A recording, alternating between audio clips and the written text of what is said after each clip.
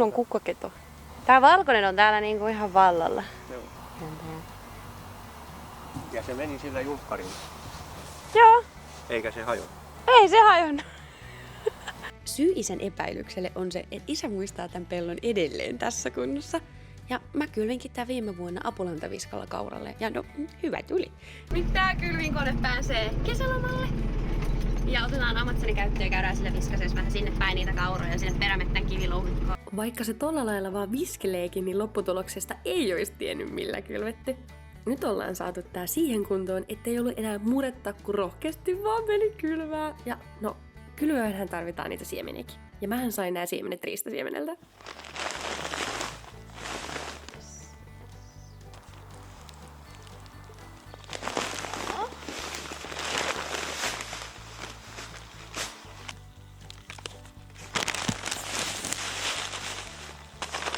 Näin! Ai.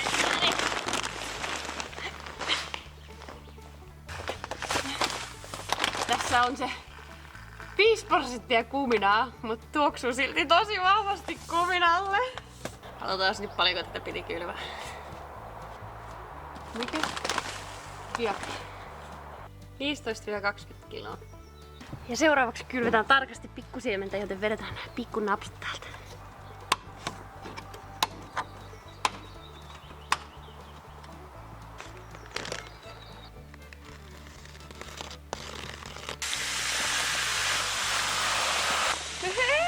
Mikä näköistä?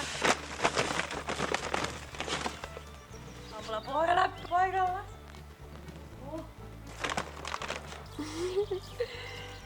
Ja ei muuta kuin kylvään. Ja hei, me itse asiassa teille alennuksen, eli koodilla AMSKI20 saa 20% alle ristasiemenen verkkokaupasta Diana ja Diakriseoksista maaliskuun loppuun saakka. Noniin, sit takas videoon. Tätä tuli mulla 2 paikkaan. Tänne perähipien peräpeltoon maanparannusmielessä ja kukkakerroksi ihan äidin ja isän rakennustyömaan eteen. Maanparannusmielessä? Tai sanotaanko, että on se parempi maan kunto kiva lisä äidin hymyn lisäksi. Siinä sitä ollaan 2 heinämaan ja perunamaan välissä vanhan isännän valvovan silmän alla. Ei se hajannut. Ihan hyvin meni. Oli kyllä hyvä. Niin oli. Ei tää nyt niin pahalta näytä. Ei sitä edes erota, vaikka mulla oli alussa vähän säädöt pielessä. Paljonko ne oli pielessä? No ei paljon. No, sen verran, kun tätä ekaa lohkoa katsoo, niin 2 ekalla kierroksella on puolet siemenistä, mitä koko lohkoon piti kylvää, mutta ei sitä nyt oikein sille edes huomaa, että ihan hyvin se meni. Toi keltaisempi pelto näyttää muuten tältä läheltä katsottuna. Ja ei, toi ei oo voikukkaa, vaan sikuria. Ja oli muuten sangen vaikea todistaa se vanhalle isännälle. Ja kyllä se sieltä vaan pintaan nousi ja iti tollasta kaiken näköistä, mitä nyt voisi luulla rikkeruohoksi. Tää on noussut pintaan. En tiedä mikä, mutta on noussut pintaan. Mulla on täällä nyt tällaista ja tällaista. Tää on paskarua, tämäkin. Lähtee mäkeen. Ja mikä siinä on? Että mulla on koko ajan hitteliina tässä! Yksi syö tästä. Sinne meni. Nyt on ollut siis tosi kuivaa, ei oo satanut varmaan 3 viikkoa, mutta tosi urheasti se sieltä vaan puskee. Kuivuutta vältelläksemme sadetin viereistä pupuheinäpeltoa ihan ei yltänyt meidän Diakriseokselle, mutta sai se varmaan jonkun tuulahduksen vettä. Ja sit siinä on varmaan se, että tää on varmaan vielä hapakka.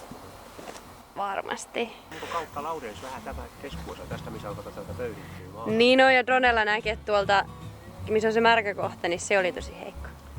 Aika märkää mattakoin kestää. Vedetään paikalla.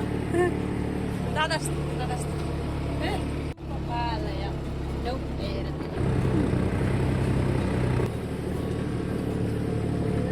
Jaksaa. Märkää on. No, semmonen siihen nyt jäi. Se on, että kunhan sen saat käännettyä, niin kynnöksellä se maa kyllä kuivuu. Ja ästä se ei ollut mitään ongelmia. Paitsi mäkäräisiä. Niitä mäkäräisiä ja mykäräisiä oli niin paljon, että... Kun siinä on oikein tuulu, niin se on vähän hyvä. Taas on niinku nappastu. On juu. Ehkä joku on tätä niinku syönyt. Tuolla on kans syöty. Ja täällä on hörriäisiäkin kyllä. Se voi olla, kun peurat käppäilee, niin ne tuo. Napsasee aina matkalla. Mahtaakohan se olla hyvän makustakaan? Mulla oli myös tällainen oiva sijainti riistapellolle, joissa osas oli hirvidianaa ja osas peuradianaa. Ja ne kyllä kelpas. En tosin tiedä, mikä näistä lajikkeista houkutteli tämän paikalle. Mutta sitä mä ihmettelen, sitä savivainioa, kun se tavallisesti ruokaa kuivuu, että millä se kasvoi sen rihun kattoa. Se on ihan mun mittaista, se on sikapitkää. Se aloitti kasvunsa sillä hillitysti ensimmäisen heinänteon aikana ja sitten. Onpas tää roihahtanut? Yhtäkkiä pituutta kaverille. Oli siis raivaa vaan menossa ja ihan sattumalta kävelin ohi ja sitten oli silleen, sehän kasvaa jotain. Täällä on muuten kaveri töissä.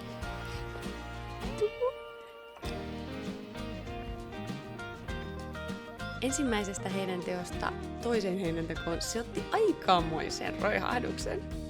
Ja silloin oli herännyt myös auringonkukat. Ja sitä heinää tehtiin molemmin puolin.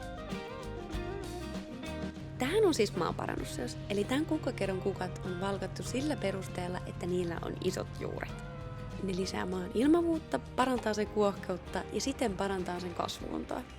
Eli mitä isommat juuret, mitä enemmän matoja, sitä enemmän se sitoo hiiltä ja sitä paremmin ne kasvit kasvaa. Katsotaanpas siis niitä juuria.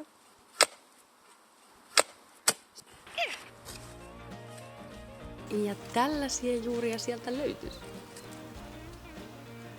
Ja siitä öljyretikasta on ollut vähän epäilyksiä, että miten toi möhöjuuri, mahtaako se hyppää sitä. Niin MTT teki kokeen ja totesi, että öljyretikka nimenomaan vähentää sitä möhöjuuren määrää. Meinaa öljyretikan juurieritteet innostaa möhöjuuren kestoitiet Itämaassa, mutta sitten ne ei kuitenkaan pysty aiheuttamaan tartuntaa öljyretikassa, joten ne delaa.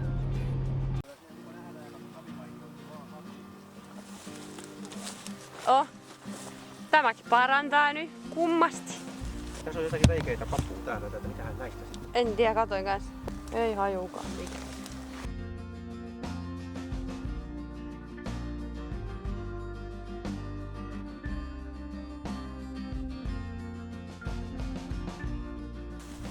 Koko ajan semmonen pieni pörinä. Tää on niinku herneet. Se ei vaan ottaa kiviä tätä. No niitä ei poista. On komia tietässä. Koneesta on pudonnut jotain.